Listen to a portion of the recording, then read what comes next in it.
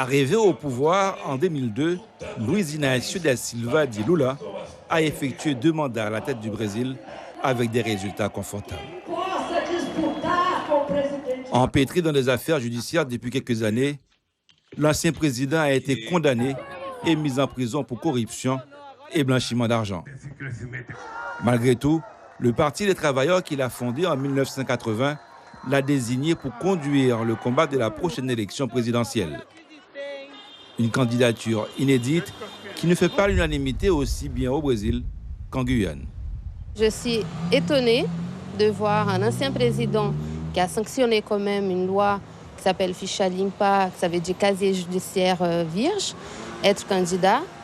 Et alors qu'il a été condamné à 12 ans de prison, la loi est claire, elle dit même si vous avez le droit à un recours, vous ne pouvez pas concourir à un poste politique. C'est dommage, je trouve lamentable ce qui se passe.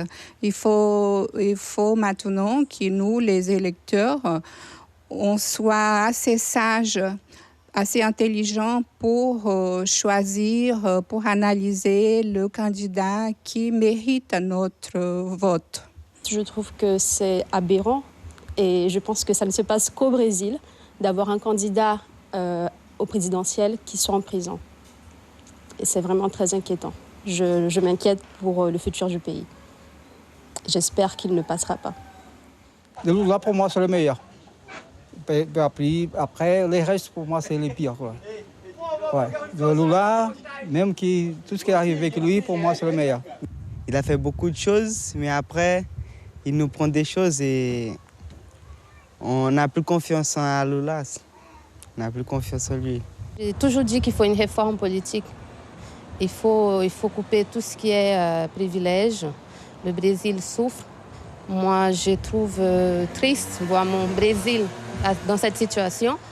Je garde l'espoir.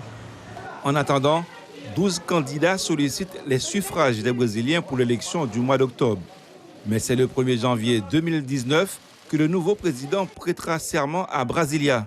Il aura alors 4 ans pour redonner espoir au peuple brésilien.